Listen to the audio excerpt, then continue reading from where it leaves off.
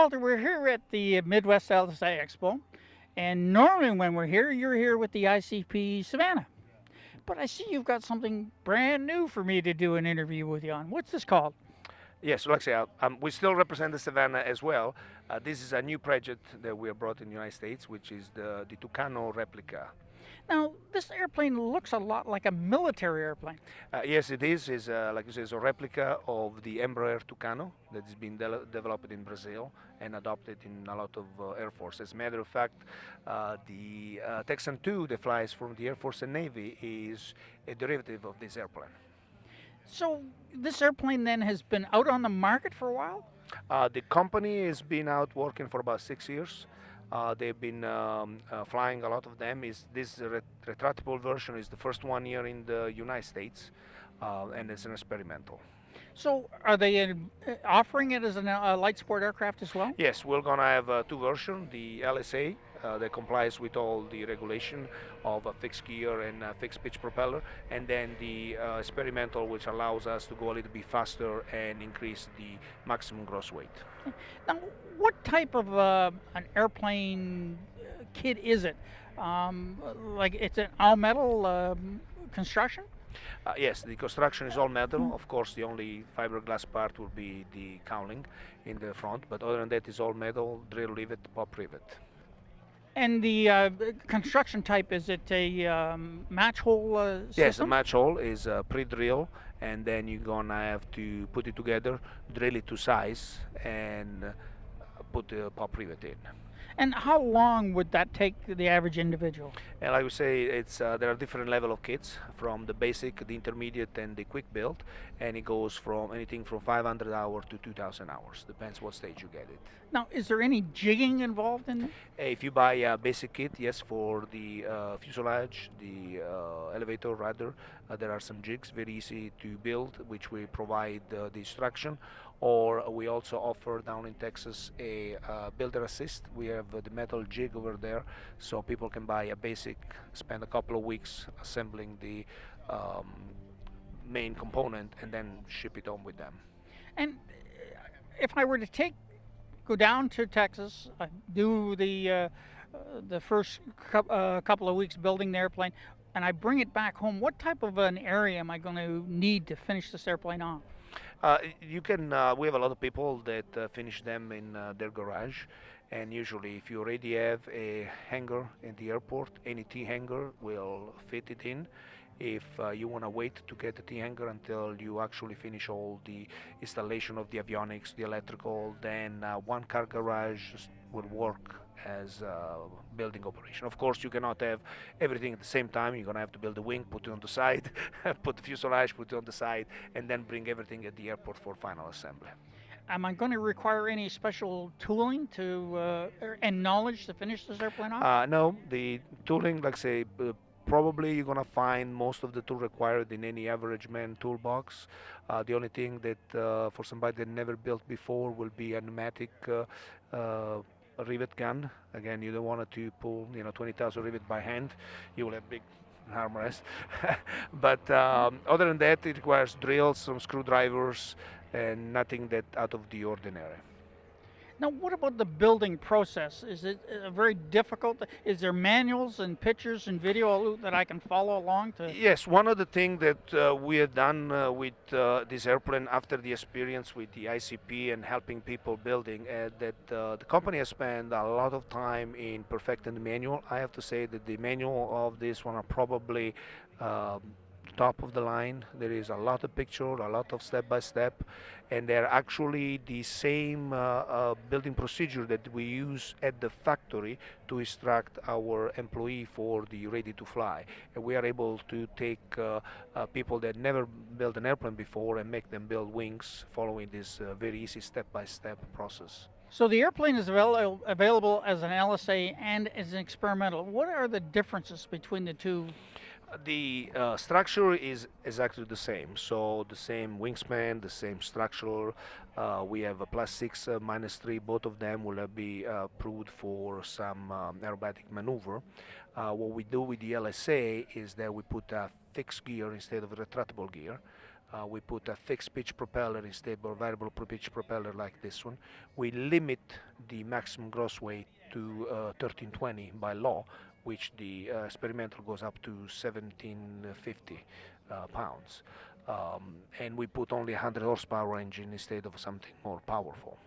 We've got this airplane then, and I've come down to Texas. I've spent a couple of weeks with you. I've come back home. I spent another 6 or 7 months, 8 months to get the airplane. In Canada, you probably finish in 1 month. You know? Yeah, What else do you have to do in the winter? What else have I got to do? Yeah.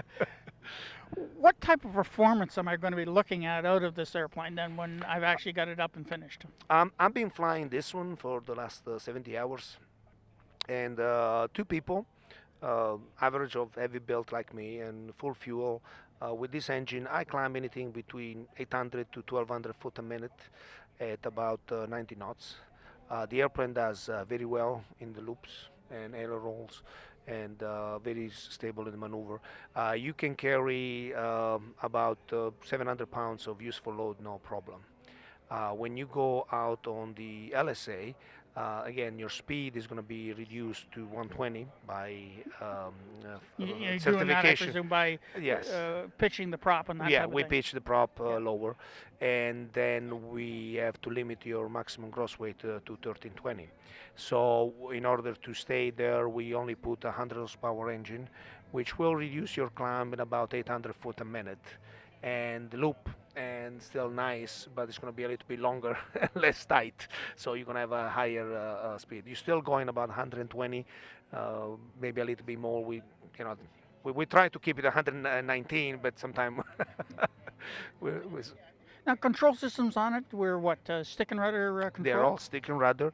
They're controlled both from the front and the back. According to what your preference has, you can put more or less instrumentation in the back. My preferred configuration is with toe brakes in the front and differential steering, and just have a handbrake in the back. You do whatever you have to do, and it's easier to install. The nose is steerable, so it's very easy to go in tight parking spots. Now, is there any adjustability built into the airplane for short guys like me or taller guys? Yes, the plane will have a range of position for pedals and brakes and for seats. It's not something that you can change in flight, but it's something that you can do before you take off. So you can basically move the seat back and forward and the pedals back and forward. Now, the airplane looks hot, but flying characteristics wise, is it a mellower airplane than what it looks? The airplane is it's interesting because, like I say, it's fast, but this one stalls with full flaps at 35 knots. So the airplane the stall characteristics are very very mellow, and very easy to handle. So they have a very big range of speeds. You know, in order for us to comply with the LSA, we put the extra foot, and so it works very nice. So the airplane is fast, maneuverable, but it's not jerky and nervous to fly around. The person that flies a 172 should have no problem flying that.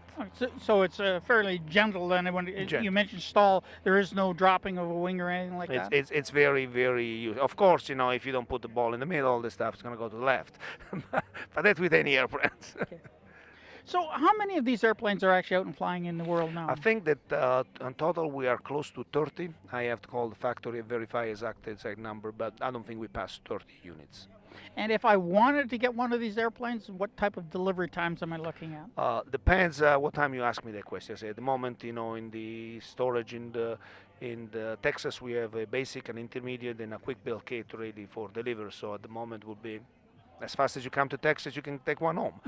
We usually like to keep a couple of them basic, at least a couple of them basic in stocks for supplying for parts. The only problem we have verified both with the Savannah and with this airplane is that people have a lot of hangar rash, so I have to deliver rudders, elevators, and stuff like that. Or we have motorcycles that run into an airplane, so we like to keep a couple of fuselage, a couple of parts, so that we can supply that. And if somebody wants something real fast, we maybe ship one of those kits out. Okay. Now, what about sales and service? Are you going to strictly sell from Texas, or are you setting up a dealer network? How's that work? No, the company is structured with having an importer that will be down in Texas, and then we'll have a set of dealership that will divide the United States. At the moment, we already have dealers in the Philadelphia area for the Northeast, and we have dealers in Detroit for the northern Midwest side. And of course, we're looking for dealers all over the country. Dollars and cents wise, what is someone looking at to start a kit like this off, and then if someone were to go to the experimental and have one finished, what kind of money are they looking at? Well, there is an old rule of thumb in the experimental, and they say you're probably going to spend 1/3 for the engine, 1/3 for the avionics, and 1/3 for the airplane. And we kind of fall in that category. So you're probably going to spend about $50,000 for the basic kit, and then another, 20 or 30 for the engine, and another 20, 30 for the avionics. I think you can build one by yourself for around about $100,000. Again, depends how fancy you want to go with the avionics. Or a factory build LSA, it's around 125. Okay. So if somebody wanted to get in touch with you, get a little more information, what's the easiest way to do that? The best way is to go with our website, flylegendusa.com. Okay. So we're down here at the Midwest LSA show, which Chris Collins is putting on, and this is quite a show that he puts on here. Chris does a wonderful job. We've been here for many years, and it's our favorite shows to come in. The atmosphere is great, the service is outstanding, and is made with passion from a person that loves flying. Thank you very much for your time, Pleasure Walter. is all mine. If you want to get more information and more videos, visit www.ultralightflyer.com.